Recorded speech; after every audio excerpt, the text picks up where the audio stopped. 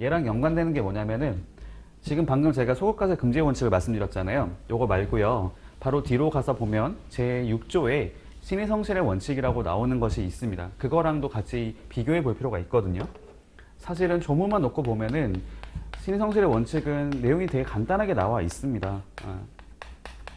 말 그대로 신의에 따라 성실하게 행동해야 된다라고 하는 게 다거든요. 근데 요거는 양쪽 모두에게 적용이 됩니다. 여기 보면 납세자에게도 적용이 되고요. 세관 공무원에게도 똑같이 적용된다라고 나와 있습니다. 한번 여쭤볼게요. 관세법 해석의 기준이라고 하는 거 같고요.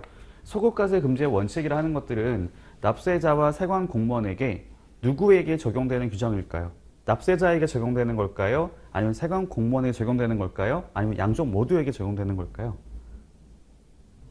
양쪽 모두? 근데 한번 생각해보죠. 관세법 해석의 기준이라는 것은 해석을 누가 하는 걸까요? 그쵸. 세관에서 하는 거를 말하는 거고, 세관에서 뭔가를 할 때는 과세 형평성을 고려해서 하세요. 그 다음에 한목적성을 고려해서 하세요라는 거거든요. 요거는 기본적으로 세관 공무원에게만 적용되는 규정입니다. 소극과세 금지의 원칙에도 누가 하는 걸까요? 그쵸. 과세를 하는 주체가 누구냐면 세관이죠. 세관에서 과세를 하는 일이 발생했을 때 소급해서 과세를 하지 마세요라는 내용들을 적용시키는 겁니다. 이렇게 양쪽 모두는 다 세관 공무원에게만 적용되는 내용이었던 거예요. 납세자에게 적용되는 게 아니고, 그러니까 무슨 말을 한 거냐면은 세관 공무원이 업무를 할 때 이걸 가지고 하라는 거였던 거죠. 근데 신의성실의 원칙이라는 것들은 양쪽 모두에게 적용이 됩니다. 세관 공무원에게도 적용되고 납세자에게도 적용된다고 나와 있거든요. 자, 이거를 제가 설명을 드려보도록 할게요. 신의성실의 원칙이라는 것들은 사실 저희가 계약법 말고도 되게 전체적으로 적용되는 그런 원칙이라고 보시면 될 것 같아요. 한번 가정해 보죠. 저희 같은 경우에도 이 내용이 적용될 수가 있거든요. 뭐가 되는 거냐면, 그러니까 저희는 지금 계약을 했다고 볼 수가 있잖아요. 학원에 지금 등록을 하게 되면 수강을 하면서 그런 수강료를 내게 되잖아요. 저도 많이 당연한 거지만 계약된 거에 따라 가지고 정해진 시간에 와서 정해진 강의를 하고 가는 것이 제 역할이다, 제 의무라 볼 수가 있어요. 그 서로 간에 어떤 그런 그 계약이 체결됐다고 했을 경우에 믿고 있는 겁니다. 내가 지금 수강료라고 하는 것들을 지급하고 내 시간 들여가지고 여기 왔잖아요. 왔을 때 그 상대방인 강사도 당연히 성실하게, 신의에 따라 성실하게 강의를 할 거다라는 것이 전제되어 있는 거죠. 불성실하게 뭐 강의를 빼먹는다든지 아니면은 뭐 갑자기 강의 준비 안 해와가지고 뭔가 이렇게 얼렁뚱 넘어가는 게 있다고 했을 경우에는 그거는 요거를 어긴 거라 볼 수 있거든요. 상대방이 당연히 이 정도까지는 업무를 하겠다, 성실하게 업무를 처리하겠다라는 것을 믿고 있었는데 그거를 어겼을 때는 그거에 따라서 상대방에게 어떤 그 불만을 제기할 수 있게 돼요. 클레임 제기할 수가 있게 되고 그것이 계약 위반까지도 이어질 수 있습니다. 그 얘기라고 생각하시면 되고요. 이 양쪽 모두에게 똑같이 그 서로 믿고 있는 게 있다고 이해하시면 돼요. 한번 제가 설명을 드려보도록 할게요. 저희 나중에 관세법에 가서 보면은 이렇게 나오는 게 있거든요. 한번 설명을 드려볼게요. 과세 요건이라고 하는 말이 나오는 게 있어요. 과세 요건. 과세라는 것은 세금을 부과한다는 것이고 이 요건이라고 하는 것은 그거 할 때 필요한 것들을 말하는 것이 있는데 저희 관세법상 가서 보시면은 4가지를 말하는 것이 있습니다. 잠깐 말씀드려 보면은 뭐 과세 물건이 있어야 되고요. 그다음에 과세 표준이 있어야 되고, 그다음에 세율이라고 하는 것이 있어야 되고, 그다음에 납세 의무자가 있어야 됩니다. 4가지 모두가 이제 갖춰졌을 때 과세 요건이 충족되었다라고 얘기할 수가 있어요. 과세 요건이 충족이 되면은 어떤 일이 발생하게 되는 거냐면 납세 의무라고 하는 것들이 성립이 됩니다. 이 4가지가 충족이 되면은 그때부터는 납부할 의무를 가지게 됩니다. 쉽게 말하면 내가 수입하는 물품, 내가 어떤 물건을 수입하는 게 있는 것이고 그 물품에 적용되는 세율이 있는 것이고 그다음 그거에 따라서 납세 의무를 가지는 사람인 내가 있기 때문에 나는 납세 의무를 부담한다고 이해하시면 돼요. 이런 것들이 성립이 되는데 성립이 될 때는 구체적으로 성립되는 건 아닌 거고요. 요거는 추상적으로 성립된다라고 일단 얘기를 하고 있습니다. 그냥 막연하게 납세 의무를 가지고 있다 이렇게 얘기하는 것이지 그게 정확하게 얼마인지까지는 아직 모른다는 거죠. 성립된 걸 가지고 이제 요거를 추상적인 것을 구체적으로 확정할 필요가 있단 말이에요. 예를 들면은 세금을 낼 게 있다고 했을 경우에 그 세금이라 하는 것들이 얼마가 되는지 아직 모르는 거니까 그런 것들을 구체적으로 정하는 거겠죠. 요거 이제 같은 경우에도 크게 2가지로 얘기를 할 수가 있거든요. 요걸 이제 세액 확정이라고 말을 쓰는데, 납세 의무에 대해서 확정을 짓는 행위라 보시면 되는데요. 요게 원칙이 있고 예외가 있습니다. 원칙이라고 하는 것은 신고 납부 제도라고 얘기를 하죠. 이 신고라고 하는 것은 납세 신고라고 얘기를 하는 거고, 신고한 것을 납부하는 제도를 말합니다. 쉽게 말하면은 납세자가, 납세 의무자가 본인이 납부할 세금을 스스로 신고를 하고 그거에 따라서 납부하는 제도를 저희가 신고 납부 제도라고 부르고 있습니다. 이게 원칙이에요, 원칙. 그리고 예외적으로는 부가고지 제도라고 하는 게 있는 거죠. 부가고지. 나눠서 보시면 됩니다. 부가죠, 부가. 세금 내세요라고 부과하는 것이고, 그 다음에 그에 따라서 고지한다. 내라고 알려주는 거고, 고지하고 나서는 징수라는 과정들을 거치게 될 겁니다. 요거는 쉽게 말하면은 세관에서 하는 거라 보시면 되고요. 요거는 납세자가 하는 거다라고 이해하시면 돼요. 요게 원칙입니다, 원칙. 그래서 수입하는 모든 물품들은 기본적으로 납세 신고하고 세금 납부까지 하게 하고 있어요. 요게 가능하려면 어떤 게 필요할 수 있을까요? 서로 간에 믿고 있어야 가능한 거겠죠. 그러니까 세관이 보는 게 뭐냐면, 신고 납부 제도를 할 수 있게 만들어 주는 거는 납세자는 기본적으로 성실하다라고 보고 있기 때문입니다. 일부러 세금 덜 내려고 가격을 조작한다든지 그런 거를 하지 않을 거다라고 믿기 때문에 이게 가능한 거죠.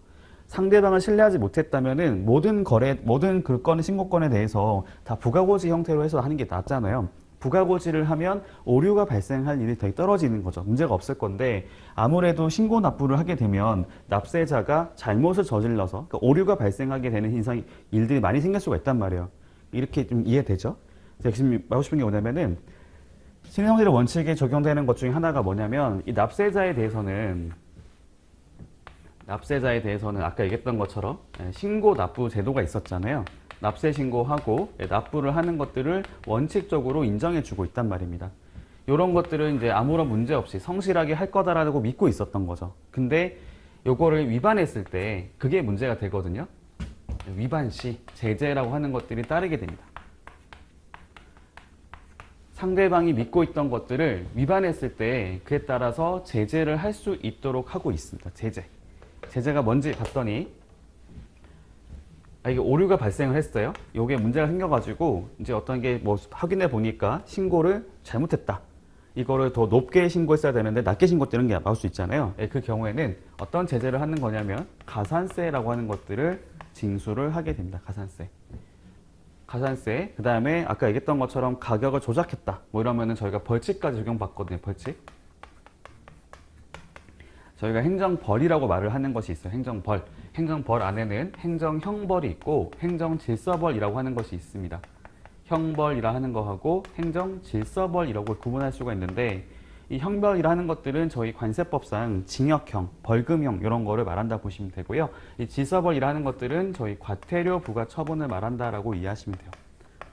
쉽게 말을 하면 질서벌은 질서를 위반한 거에 대한 제재가 되는 것이거든요. 저희가 관세법은 행정 절차를 다루는 거잖아요. 그 절차를 위반했을 때 기본적으로는 여기 나와 있는 행정 질서벌을 적용받는다. 과태료 부과 처분을 받는다고 보시면 되는데, 다만 행정 형벌 같은 경우에는 이제 기본적으로 이런 것이 있어요. 어떤 특정한 의도를 가지고 뭔가를 했다라고 했을 때는 그때는 행정 형벌에 따라서 처분하게 됩니다. 행정 형벌 아까 얘기했던 것처럼 징역형, 벌금형으로 가게 되는 거고요. 요거는 이렇게 정리할 수 있을 것 같아요. 다시 말씀드려 보면은, 신성실의 원칙을 위반했을 때 납세자에 대해서 세관에서 어떤 제재를 할 수가 있는 거냐면 가산세를 부과하고 징수하는 거, 그다음에 행정벌을 이렇게 주는 거, 이 정도가 아까 얘기했던 것처럼 제재를 하는 수단이라 볼 수가 있을 것 같아요. 가산세는 아까 얘기했던 것처럼 이 성실하게 뭔가를 하는 행위가 있잖아요. 성실 행위를 위반한 것에 대한 제재라고 이해하시면 됩니다. 오류가 생겼다, 뭐 해야 되는데 안 했다, 그러면 가산세를 징수할 수 있다라고 이해하시면 돼요. 여기까지 이해할 수 있죠? 자, 그러면 여기만 지금 납세자에게만 적용되는 게 아니라 반대로 세관 공무원에게도 적용이 된다고 아까 제가 말씀드렸잖아요. 그럼 이제 어떤 일이 발생할 수 있는 거냐면, 요거는 일단 뭐가 있을까 생각해 봤더니 부가고지에 대한 제재를 들어가지는 않을 것 같고, 요게 어떤 걸 봤더니 요걸로 이해하시면 돼요. 어떤 유권 해석을 내려준 게 있었습니다. 세관에서 뭐 납세자에게 이렇게 하시면 됩니다라고 알려준 게 있었어요. 근데 그걸 믿었던 거죠. 그걸 믿고 나서 이걸 가지고 어떤 행동을 한 것들이 있었어요. 뭐 수입 신고를 하든, 뭐 수조 신고를 하든 어떤 행동을 한 것들이 있었는데 나중에 가서 봤더니 사실은 이게 잘못된 거였다라고 해서 얘기가 나오게 됐을 때, 즉 오류가 생겼을 때 어떤 제재를 할 수 있는 거냐라고 한다면은 이 처분 자체를 무효로 할 수가 있습니다. 무효. 효력을 없애버릴 수가 있어요. 그러니까 그 전에 했던 거 있잖아요. 다시 말을 하면 이것 자체가 무효라고 하는 것들이 아니라 그 전에 어떤 해석을 내려준 게 있었는데 그거에 대해서 그게 맞다라고 믿고 있었는데 갑자기 어느 날 다른 어떤 해석을 갖고 와가지고 사실은 그 전에 했던 것들이 잘못된 거였다라고 얘기를 한다면 그럼 이제 약간 똑같은 상황이 발생할 수 있어요.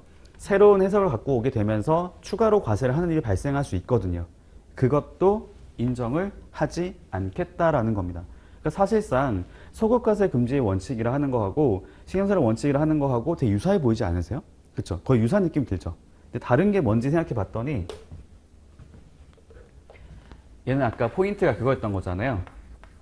일반적으로 받아들여진 후. 일반적이라는 것이 키워드라고 이해하시면 돼요. 포인트. 그래서 요건 아까 설명드렸잖아요. 요거는 그 개별적인 것들이 아니라 이렇게 다수에게 그다음에 포괄적으로 적용되는 것을 말했던 것이고 여기 뒤에 나와 있는 거 이거 있잖아요. 요거는 특정 행위를 하게 된 걸 말을 하는 거라 요거는 구체적이다라고 얘기를 할 수가 있습니다.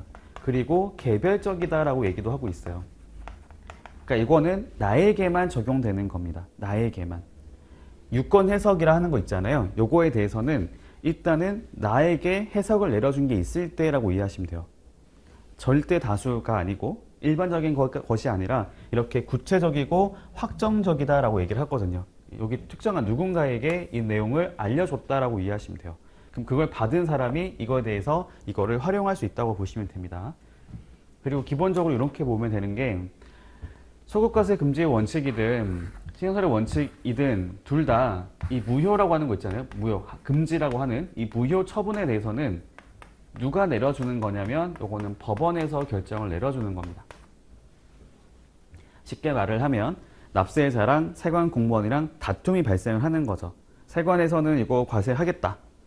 여기도 마찬가지인 게 그 전에 했던 것도 잘못된 거기 때문에 지금 이번에 하려고 하는 것이 맞다. 이걸 가지고 과세하겠다고 할 수 있는 거고 그럼 반대로 납세자 입장에서는 이거는 이 법에 나와 있는 것을 위반한 거 아니냐라고 해서 그거에 대해서 나는 돈을 못 내겠다 이렇게 싸울 수가 있다고 보시면 돼요. 그런 상황에서 아까 얘기했던 법원에서 이제 해결을 하는 거죠. 법원에서 여러 가지 쭉 살펴봅니다. 아까 얘기했던 이런 원칙들을 쭉 살펴본 다음에 상황들을 지켜보는 거죠. 그래서 아까 얘기했던 것처럼 소급과세 금지의 원칙으로 생각해 본다면 이것이 과연 일반적으로 받아들여지는 것이 맞는지를 따져보는 것이고 여기도 마찬가지인 겁니다. 신경세의 원칙 같은 경우에도 그 과세관청인 세관 공무원이 이 납세자에게 어떤 그 처분을 했던 것들, 해석했던 것들이 있다고 했을 때 과연 이걸 가지고 신경세의 원칙을 적용할 수 있을지를 이제 검토해 보는 거예요. 확인해 보고 이게 맞다라고 한다면은 다 이렇게 무효 처분을 할 수가 있도록 하고 있습니다. 세관에서 저기 처분했던 과세하는 처분에 대해서는 이거는 적절하지 않다, 무효로 한다라고 해가지고 다 못하게 만들어 볼 수가 있는 거고 근데 따져봤더니 납세자가 주장하는 것들이 조금 일리가 없는 것 같이 보인다는 거예요. 그러면은 세관에서 하는 처분을 그대로 인정해 줄 수 있겠죠. 요거는 적법한 처분이다라고 해가지고 과세를 할 수도 있다라는 겁니다. 좀 길게 말씀드렸는데요. 요게 저희 예전에 출제가 됐었던 문제였기 때문에 내용을 좀 이해를 하실 필요가 있습니다.